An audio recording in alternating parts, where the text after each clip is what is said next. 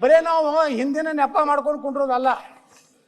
ಇವತ್ತು ನಮ್ಮ ಹಿಂದಿನ ಸರ್ಕಾರ ಯಾವ ರೀತಿ ಇದನ್ನ ಗುತ್ತಿಗೆದಾರರ ನೀವು ಹಣವನ್ನು ಪಾವತಿ ಮಾಡ್ತೀರಿ, ನಾಳೆ ಮಾರ್ಚ್ ಅನ್ನೋದರ ಒಳಗಾಗಿ ಇದೇನು ನಮ್ಮ 38,000 ಕೋಟಿ ರೂಪಾಯಿ ನೀವು ಅವರ ಹಣ ಕೊಟ್ಟರೆ ಸನ್ಮಾನ್ಯ ಮುಖ್ಯಮಂತ್ರಿಗಳು ಈ ರಾಜ್ಯದಲ್ಲಿ ಕೆಲಸಗಳು ಪ್ರಾರಂಭ ಆಗ್ತವೆ. ನೀವು ಏನು ಮಾಡ್ತೀರಿ ನೋಡಿ, ಏನಾಗ್ಬಿಟ್ಟಿದೆ ಇವತ್ತು ಎಲ್ಲೋ ಸಿಗೂ ಕಮಿಷನ್ ಕೊಡಬೇಕು, ಟೆಂಡರ್ ಬರೀ ಅದನ್ನೇ ನಿಮ್ಮದೇ ಬಿಡ್ರಿ. ನೀವು ಮಾಡಿರಿ, ನಾವು ಮಾಡಿವಿ, ನಾವು ಮಾಡಿಲ್ಲ ಅಂತ ಹೇಳಲ್ಲ, ನಾವು ಭಾಳ ಪ್ರಾಮಾಣಿಕರಿದ್ದೀವಿ ಅಂತ ಹೇಳಲ್ಲ. ನಾ ಹೇಳಿದೆ ಈಗ ಕೆಲವೊಂದು ಮಂದಿ ನರೇಂದ್ರ ಮೋದಿ ಅವ್ರನ್ನ ಹೊಗಳಿದ್ರು. ಹಾಗಾದ್ರೆ ನೀವು ಕರ್ನಾಟಕದಾಗ ಯಾಕೆ ಮಾಡಲಿಲ್ಲಪ್ಪ, ನರೇಂದ್ರ ಮೋದಿ ಅಂತ ಸರ್ಕಾರ ಯಾಕೆ ಕೊಡಲಿಲ್ಲ ರಾಜ್ಯದಾಗ? ಕೊಟ್ಟಿದ್ರೆ 20 ವರ್ಷ ನಮ್ಮ ಸಿದ್ದರಾಮಯ್ಯನವ್ರು ಮುಖ್ಯಮಂತ್ರಿನೇ ಆಗ್ತಿದ್ರು, ನಾವೇ ಇರ್ತಿದ್ವಿ. ಆದ್ರೆ ಏನು ಮಾಡೋದು, ತಪ್ಪು ಯಾರು ಮಾಡಿದ್ರು ತಪ್ಪಿಗೆ ನಾನೇನು ಈ ಕಡೆ ಮಾತಾಡೋದು ಆ ಕಡೆ ಮಾತಾಡೋದಿಲ್ಲ. ನಾನು ನೇರವಾಗಿಯೇ ಮಾತಾಡ್ತೀನಿ. ನಾನು ಮುಖ್ಯಮಂತ್ರಿಗಳಿಗೆ ವಿನಂತಿ ಮಾಡ್ಕೋತೀನಿ, ನೀವು ಈ ಗುತ್ತಿಗೆದಾರರ ಮಾಂಗಲ್ಯವನ್ನು ಉಳಿಸುವಂಥ ಕೆಲಸ ಮಾಡಿ. ಗುತ್ತಿಗೆದಾರರು ಪೇಮೆಂಟ್ ಒಂದು 50% ಕೊಡಿ, ಏನಾದರೂ ಮಾಡಿ, ಯಾವುದಾದ್ರೂ ಸಂಪನ್ಮೂಲ. ಇವತ್ತು ನೋಡಿ ಕೃಷ್ಣ ಮೇಲ್ದಂಡೆ ಯೋಜನೆ ನೀವು ಹೇಳಿದಿರಿ, 30 ಲಕ್ಷ ಒಣ ಭೂಮಿಗೆ 40 ಲಕ್ಷ ನೀರಾವರಿ ಭೂಮಿಗೆ ಕೊಡಬೇಕನ್ನೋಂಥ ಒಂದು ಒಳ್ಳೆಯ ನಿರ್ಣಯ ಮಾಡಿರಿ, ಅದು ನಾವು ಸ್ವಾಗತ ಮಾಡ್ತೀವಿ. ಆದರೆ ಅದ್ರ ಜೊತೆಗೆ ಆ ಹಣ ಕೊಟ್ಟು ರೈತರನ್ನ ಒಂದೇ ಕಂತಿನಲ್ಲಿ ಕೊಡುವಂಥ ಒಂದು ಮಾತನ್ನು ಹೇಳಿದ್ದೀರಿ. ನೀವು ಒಂದು ಕಡೆ ಒಂದೇ ಕಂತಿನಲ್ಲಿ ಜಮೀನು ಹಣ ಕೊಡಬೇಕಾದ್ರೆ ಆಲಮಟ್ಟಿಯ 524.256 ಎತ್ತರದ ಕಾಮಗಾರಿಯನ್ನು ಸಮಾನವಾಗಿ ತಗೋಬೇಕಾದ್ರೆ ಗುತ್ತಿಗೆದಾರರ ಪೇಮೆಂಟ್ ಬಗ್ಗೆ ಸರ್ಕಾರ ತಮ್ಮ ಉತ್ತರದಲ್ಲಿ ನಾವು ಹೇಳಬೇಕು ಅನ್ನೋಂಥ ವಿನಂತಿಯನ್ನು ಮಾಡ್ಕೋತಾ ಇದ್ದೀವಿ.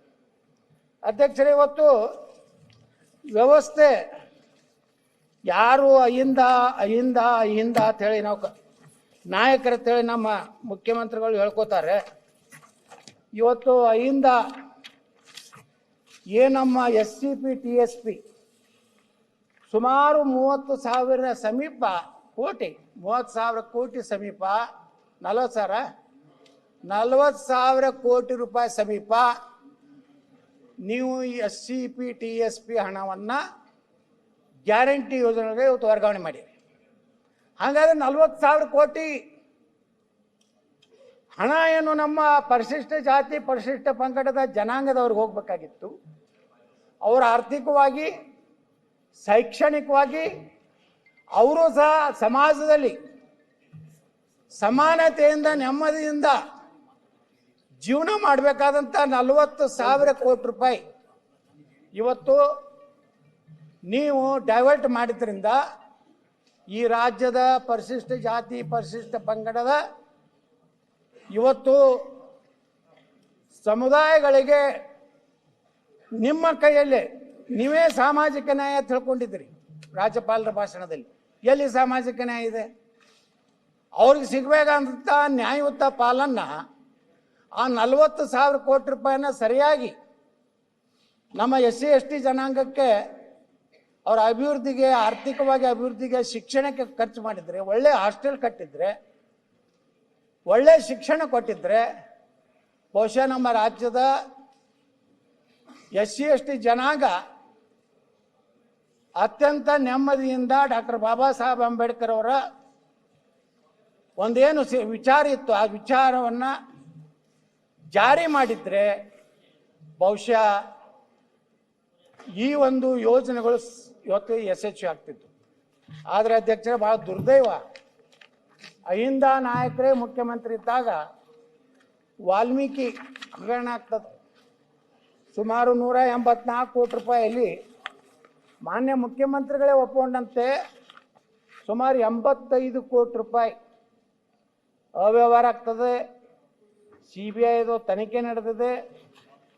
ಇದು ಬಹಳಷ್ಟು ದೊಡ್ಡ ಪ್ರಮಾಣದಲ್ಲಿ ಇದರಲ್ಲಿ ಭ್ರಷ್ಟಾಚಾರ ಆಗಿದೆ ಅನ್ನುವಂಥ ಒಂದು ಕಳಂಕ ಇವತ್ತು ನಿಮ್ಮ ಸರ್ಕಾರಕ್ಕೆ ತಟ್ಟಿದೆ. ಕಾರ್ಮಿಕರ ಕಿಟ್ ಹಗರಣ ಆಯಿತು, ದಲಿತ ಮಹಿಳೆಗಳ ಮೇಲೆ ದೌರ್ಜನ್ಯ, ಜನಸಾಮಾನ್ಯರಿಗಂತರೂ ಇವತ್ತೆಲ್ಲ ಹಗರಣಗಳು ನೋಡ್ರಿ ಅಧ್ಯಕ್ಷರ, ಮೂಡ ಹಗರಣ, ವಾಲ್ಮೀಕಿ ಹಗರಣ, ವಸತಿ ಹಗರಣ, ನರೇಗಾ ಹಗರಣ, ಕಾರ್ಮಿಕ ಕಿಟ್ ಹಗರಣ. ಜನರಿಗಂತರೂ ದಿನಾಲೂ ಒಂದೊಂದು ಟ್ಯಾಕ್ಸು, ಪೆಟ್ರೋಲು, ಡೀಸೆಲು, ವಿದ್ಯುತ್ತು, ನಂದಿನಿ ಹಾಲು, ಆಲ್ಕೋಹಾಲು, ಆಸ್ತಿ ನೋಂದಣಿ ಶುಲ್ಕ, ದಿನಬಳಕೆ ವಸ್ತುಗಳು, ಸಾರಿಗೆ ದರ, ಸರ್ಕಾರಿ ಆಸ್ಪತ್ರೆಗಳ ಸೇವಾ ಶುಲ್ಕ, ಆಸ್ತಿ ಮುದ್ರಾಂಕ ಶುಲ್ಕ, ಆಸ್ತಿ ತೆರಿಗೆ, ನೀರಿನ ಬಿಲ್ಲು, ಮರಳು, ಗಣಿಗಾರಿಕೆ ಶುಲ್ಕ, ಕಸದ ಮೇಲೆ ತೆರಿಗೆ, ಅದನ್ನೂ ಬಿಡಲಿಲ್ಲ, ಕಸದ ಮೇಲೂ ಸಹ ತೆರಿಗೆ ಹಾಕುವಂಥ ಸರ್ಕಾರ ಇವತ್ತು ಆಯಿತು ಅನ್ನೋಂಥ ಪರಿಸ್ಥಿತಿ ಇವತ್ತು ಈ ರಾಜ್ಯದಲ್ಲಿ ಇವತ್ತು ನಿರ್ಮಾಣ ಆಗಿದೆ. ಇವತ್ತು ಅಧ್ಯಕ್ಷರ, ರಾಜ್ಯದಲ್ಲಿ ಸುಮಾರು 2 ಲಕ್ಷ ಸರ್ಕಾರ ಕೊಟ್ಟಂಥ ಒಂದು ಅಂಕಿ ಸಂಖ್ಯೆಗಳ ಪ್ರಕಾರ ಸುಮಾರು 2,82,000 ಸರ್ಕಾರಿ ಹುದ್ದೆಗಳು ಇವತ್ತು ಖಾಲಿ ಇವೆ. ಆದರೆ ಈ 2,82,000 ಹುದ್ದೆಗಳನ್ನು ತುಂಬುವಂಥ ಪ್ರಾಮಾಣಿಕ ಪ್ರಯತ್ನ ಈ ಸರ್ಕಾರದಿಂದ ಆಗ್ತಾ ಇಲ್ಲ. ಇವತ್ತು ಲಕ್ಷಾಂತರ ನಿರುದ್ಯೋಗಿ ಯುವಕರು ಇವತ್ತು ಧಾರವಾಡದಲ್ಲಿ ಹೋರಾಟ ಮಾಡಿದ್ರು. ಮುಂದೆ ಬೆಳಗಾವಿಯಲ್ಲಿ ಮಾಡದಂತೆ ಯಾವುದೇ ಜಿಲ್ಲೆಯಲ್ಲಿ ನಿರುದ್ಯೋಗ ಯುವಕರು ಹೋರಾಟ ಮಾಡ್ತೀನಿ ಅಂದರೆ ಅದನ್ನು ಪೊಲೀಸರ ಬಲ ಉಪಯೋಗ ಮಾಡಿ ಇವತ್ತು ಅವರ ಒಂದು ನಿರುದ್ಯೋಗಿ ಯುವಕರು ಉದ್ಯೋಗ ಸಲುವಾಗಿ ಅವರ ಹೋರಾಟವನ್ನು ಹತ್ತಿಕ್ಕುವಂಥ ಕೆಲಸ ಈ ರಾಜ್ಯದಲ್ಲಿ ಆಯಿತು. ಮಹಿಳೆಯರ ಮೇಲೆ, ಮಕ್ಕಳ ಮೇಲೆ ನಿರಂತರವಾಗಿ ದೌರ್ಜನ್ಯ, ಅತ್ಯಾಚಾರ ಈ ರಾಜ್ಯದಲ್ಲಿ ನಡೀತಾ ಇದೆ. ಬಾಣಂತಿಯರ ಸಾವು, ಪ್ರತಿಷ್ಠೆಗಾಗಿ RCB ಅಭಿಮಾನಿಗಳ ಬಲಿ, ಬ್ಯಾಂಕುಗಳ ಲೂಟಿ, ಹಾಡೋಗಲೆ ದರೋಡೆಗಳು, ಸನಾತನ ಧರ್ಮದ ಕಾರ್ಯಕ್ರಮಗಳ ಕಲ್ಲು ತೂರಾಟ, ಬೆಂಗಳೂರಿನಲ್ಲಿ ಜಯನಗರ ತೇರು ಎಳೆಯುವಾಗ ಮಾಲಾಧಾರಿಗಳ ಮೇಲೆ ಕಲ್ಲೆಸೆತ, ಬೆಂಗಳೂರು ನಗರದಲ್ಲಿ ಕಿಲ್ಲರ್ ಗುಂಡಿಗೆ 558 ಜನ ಬಲಿ, ರಾಜ್ಯದಲ್ಲಿ ಸುಮಾರು 1,585 ರೈತರ ಆತ್ಮಹತ್ಯೆ, ರಾಜ್ಯದಲ್ಲಿ ಕನ್ನಡ ಸರ್ಕಾರಿ ಶಾಲೆಗಳಿಗೆ ಸರಿಯಾದ ಶಾಲಾ ಕೋಣೆಗಳ ವ್ಯವಸ್ಥೆ ಇಲ್ಲಾರ್ದಂಥ ಅಧೋಗತಿಗೆ ಇಳಿದಂಥ ಪರಿಸ್ಥಿತಿ. ಇವತ್ತು IT-BT ಕಂಪ್ನಿಗಳ ಬಗ್ಗೆ ಈ ರಾಜ್ಯದ ಉಪಮುಖ್ಯಮಂತ್ರಿಗಳು ಏನು ಬೇಕಾದ ಬಾಯಿಗೆ ಬಂದಂಗೆ ಏನೊಂದು ಉಪಮುಖ್ಯಮಂತ್ರಿಯಾಗಿ ಎಷ್ಟು ಗೌರವಯುತವಾಗಿ ಯಾವುದೇ ಒಂದು ಜನರ ಬೇಡಿಕೆ ಬಂದಾಗ ಅಧ್ಯಕ್ಷರೇ ಗೌರವಯುತವಾಗಿ ಮಾತಾಡುವಂಥದ್ದು ಇಲ್ಲ. ಈ ಒಂದು ಕಡೆ ಹೇಳ್ತಾರೆ, ನೀವು ಅಜೀಂ ಪ್ರೇಮ್ಜಿ ಅವರು ಸುಮಾರು 1,500 ಕೋಟಿ ರೂಪಾಯಿ ಇವತ್ತು ಮೊಟ್ಟೆ ಖರೀದಿಗೆ ಈ ರಾಜ್ಯ ಸರ್ಕಾರಕ್ಕೆ ಸಹಾಯ ಮಾಡಿದ್ದಾರೆ. ಅವರಿಗೆ ನೀವು ಹೇಳ್ತೀರಿ ಕಿರಣ್ ಮಜುಮ್ದಾರ್ ಅವ್ರಿಗೆ ಏನು ಮೋಹನ್ ದಾಸ್ ಪೈ ಅವರಿಗೆ ಹುಷಾರ್, ಭಾಳ ಮಾತಾಡಿದ್ರೆ ಕಿತ್ಕೊಂಡು ಹೋಗ್ತಿದ್ರು ಹೋಗಿ. ಯಾವುದೋ ಒಂದು ಬಡಾವಣೆಯವರು ನೀರು ಬಿಡಿದ್ರೆ ನನಗೆ ಗೊತ್ತಿದೆ ಇದೆಲ್ಲ ನನ್ನ ಮುಂದೆ ಆಟ ನಡೆಯೋದಿಲ್ಲ, ಗುತ್ತಿಗೆದಾರರಿಗೆ ಬೆದರಿಕೆ. ಈ ರೀತಿ ಒಬ್ಬ ಜವಾಬ್ದಾರಿಯುತವಾದಂತಹ ಒಂದು ಸ್ಥಾನದಲ್ಲಿರೋರು ಯಾವ ರೀತಿ ಜನಸಾಮಾನ್ಯರ ಜೊತೆಗೆ ಜನರ ಸಮಸ್ಯೆಗಳಿಗೆ ಸ್ಪಂದನೆಯನ್ನು ಮಾಡಬೇಕು ಅನ್ನೋಂಥ ಒಂದು ಪರಿಸ್ಥಿತಿ ಇವತ್ತು ಸರ್ಕಾರದಲ್ಲಿ ಇರದೇ ಇರೋದ್ರಿಂದ ಒಂದು ಕಡೆ ನೀವು ಹೇಳ್ಕೊತೀರಿ ನಮ್ಮ ಸರ್ಕಾರ ಪಾರದರ್ಶಕ, ಅತ್ಯಂತ ಇಡೀ ದೇಶದಲ್ಲಿರುವಂಥ ಅನೇಕ ಸಂಸ್ಥೆಗಳು ನಮ್ಗೆ ಅನೇಕ ಸರ್ವೆ ಪ್ರಕಾರ ನಮಗೆ ಭಾಳ ಒಳ್ಳೆ ನೋಡ್ರಿ, ಮೊದಲೇ ಪ್ಯಾರಾದಲ್ಲಿ ಹೇಳ್ತಾರೆ, ಮಾನ್ಯ ರಾಜ್ಯಪಾಲರು ಹೇಳ್ತಾರೆ, ನನ್ನ ಸರ್ಕಾರವು ಅಭಿವೃದ್ಧಿ, ಜನಸ್ನೇಹಿ ಆಡಳಿತ, ಕಾನೂನು ಮತ್ತು ಸುವ್ಯವಸ್ಥೆ ಮುಂತಾದವುಗಳಲ್ಲಿ ಅಭೂತಪೂರ್ವ ಸಾಧನೆಗಳನ್ನು ಮಾಡುತ್ತಿದೆ. ಇದ್ರಾಗ ಏನಾದರೂ ಒಂದರ ಸತ್ತಿದೆ ಅಧ್ಯಕ್ಷರೇ. ಈ ರೀತಿ ಪರಿಸ್ಥಿತಿಯಲ್ಲಿ ಅಧ್ಯಕ್ಷರೇ, ನಾ ಮುಖ್ಯಮಂತ್ರಿಗಳಿಗೆ ವಿನಂತಿ ಮಾಡ್ಕೋತೀನಿ, ನೀವು ನಿಮ್ಮ ಕಾಲದಲ್ಲಿ ಇನ್ನಾದ್ರೂ ಇನ್ನೂ 2.5 ವರ್ಷ ಇದೆ. ಈ ಆಡಳಿತ ವ್ಯವಸ್ಥೆಯಲ್ಲಿ ಒಂದು ರೀತಿ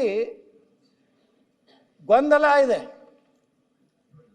ನವೆಂಬರ್ ಕ್ರಾಂತಿಯೋ, ಡಿಸೆಂಬರ್ ಕ್ರಾಂತಿಯೋ, ಜನವರಿ ಕ್ರಾಂತಿಯೋ, ಯಾವ ಕ್ರಾಂತಿ ಆಗ್ತಿತ್ತೋ ಅಥವಾ ಇಲ್ಲೋ, ಇಲ್ಲಾಂದ್ರೆ ಇದೇ ಮುಖ್ಯಮಂತ್ರಿಗಳು 5 ವರ್ಷ ಪೂರ್ತಿ ಮುಗಿಸ್ತಾರೆ ಅನ್ನೋಂಥದ್ದು ಈ ರಾಜ್ಯದ ಜನರಿಗೆ ಸಂದೇಶ ಹೋದರೆ, ಈ ರಾಜ್ಯದ ಅಧಿಕಾರಿಗಳಿಗೆ ಸಂದೇಶ ಹೋದರೆ ಮಾತ್ರ ಆಡಳಿತದಲ್ಲ ಏನು ಕುಸಿತ ಆಗಿದೆ. ಆಡಳಿತದಲ್ಲಿ ಇವತ್ತು ಅಧಿಕಾರಿಗಳು ಯಾರ ಕಂಟ್ರೋಲಲ್ಲಿ ಇಲ್ಲ. ಅವರಿಗೆ ಗೊತ್ತು ಇವತ್ತು ಇವ್ರು ಇರ್ತಾರೆ, ನಾಳೆ ಹೋಗ್ತಾರೆ, ನಾವು ಯಾಕೆ ಕೆಲಸ ಮಾಡೋಣ, ಯಾಕೆ ರಿಸ್ಕ್ ತಗೋಣ ಅನ್ನೋಂಥ ಒಂದು ವಾತಾವರಣ ಏನು ನಿರ್ಮಾಣ ಆಗಿದೆ. ಈ ಒಂದು ರೀತಿಯ ರಾಜ್ಯದಲ್ಲಿ ನೇತೃತ್ವದ ಒಂದು ಪ್ರಶ್ನಾರ್ಥಕ ಚಿಹ್ನೆ ಏನಿದೆ, ಇದರಿಂದ ಕರ್ನಾಟಕದಲ್ಲಿ ಕಾನೂನು ಸುವ್ಯವಸ್ಥೆ ಆಡಳಿತ ಇವತ್ತು ಮುಖ್ಯಮಂತ್ರಿಗಳ ಕೈಯಲ್ಲಿಲ್ಲ. ಓಕೆ, ಯಾಕಂದ್ರೆ ನೋಡಿ ಅಧ್ಯಕ್ಷ, ನಿನ್ನೆ ಒಂದು ಅಪೇಕ್ಷೆ ಬ್ಯಾಂಕ್ ಚುನಾವಣೆಗೆ ಹೈಕಮಾಂಡ್ದವರು ಆದೇಶ ಮಾಡ್ತಾರೆ. ಇದು ರಾಜ್ಯದ ಸಹಕಾರಿ ವ್ಯವಸ್ಥೆಯಲ್ಲಿರುವಂಥ ಒಂದು ಚುನಾವಣೆ. ಇಲ್ಲಿ ಮುಖ್ಯಮಂತ್ರಿಗಳಿದ್ದಾರೆ, ಅದಕ್ಕೆ ಆದಂಥ ಅವರೇ ಸಹಕಾರಿ ಸಚಿವರಿದ್ದಾರೆ. ಇವತ್ತು ಅವರಿಗೆ ಏನು ನಿರ್ಣಯ ತಗೋಬೇಕನ್ನುವಂಥ ಅಧಿಕಾರವನ್ನು ಕಸಿದುಕೊಳ್ಳುವಂಥ ಒಂದು ಹೈಕಮಾಂಡ್ ಇದ್ದರೆ ಒಬ್ಬ ಮುಖ್ಯಮಂತ್ರಿಗಳು ಕೆಲಸ ಹೆಂಗೆ ಮಾಡ್ಲಿಕ್ಕೆ ಆಗ್ತದೆ? ಆ ಪರಿಸ್ಥಿತಿ ಈ ರೀತಿ. ಒಂದು ಉದಾಹರಣೆ ಹೇಳ್ತೀನಿ ನಾನು ಅಪೇಕ್ಷೆ ಬ್ಯಾಂಕಿಂದು. ಈ ರೀತಿ ನಿರಂತರವಾಗಿ ಆಡಳಿತದಲ್ಲಿರುವಂಥ ಯಾವುದೇ ವ್ಯಕ್ತಿಗೆ ದಿನಾಲು ಕಿರುಕುಳ ಕೊಟ್ಟರೆ ಆಡಳಿತ ವ್ಯವಸ್ಥೆ ಸರಿಯಾಗಿ ನಡೀಲಿಕ್ಕೆ ಸಾಧ್ಯ ಇಲ್ಲ.